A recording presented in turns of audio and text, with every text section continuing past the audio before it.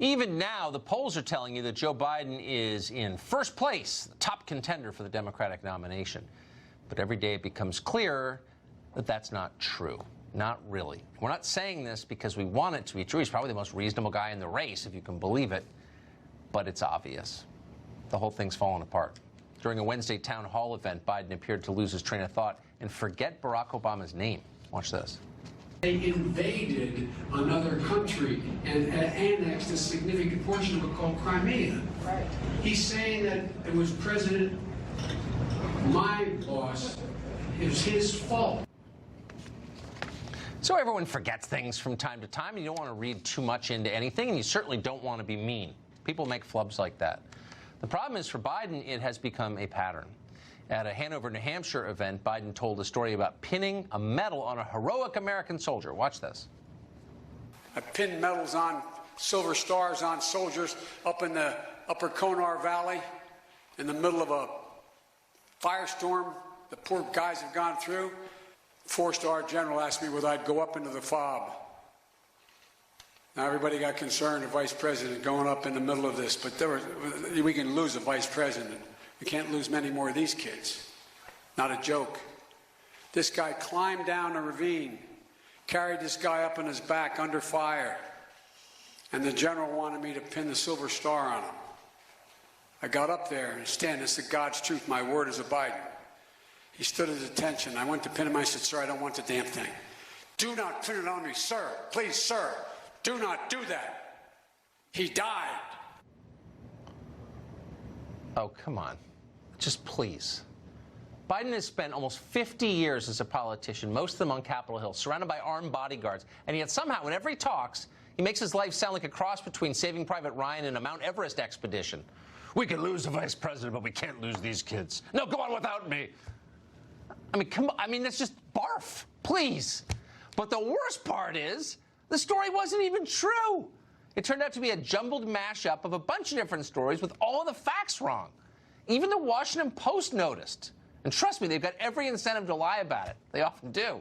But in this case, here was their assessment. Quote, in the space of 3 minutes, Biden got the time period, the location, the heroic act, the type of medal, the military branch, and the rank of the recipient wrong, comma, as well as his own role in the ceremony. End quote. Holy smokes. What to make of that?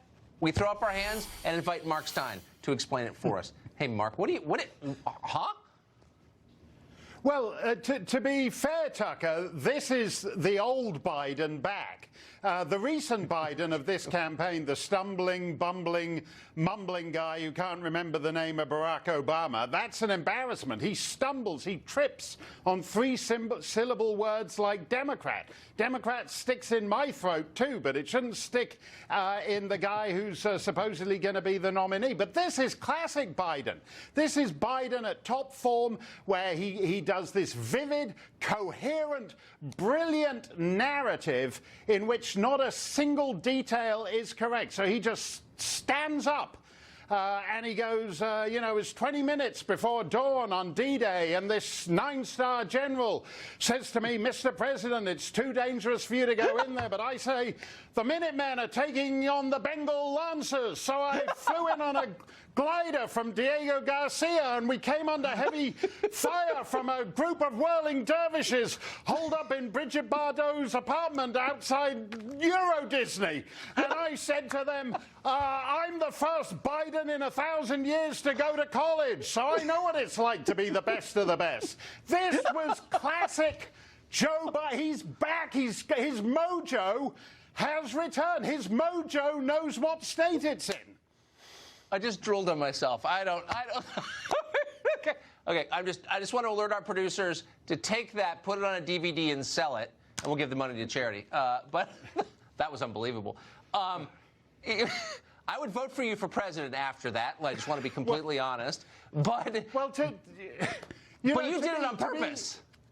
No, but the thing that has been really sad, because there is a kind of grand comic precision when a fellow is in Keene, New Hampshire, and he says what a great time he's having in Vermont. And we're all tired. One of the great things that benefited Donald Trump was that he threw out the entire presidential campaigning playbook.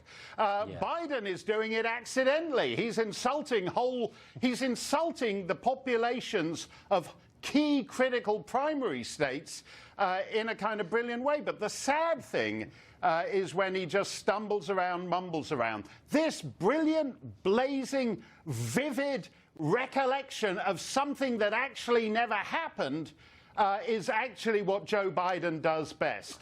Beautiful, precise, full of detail.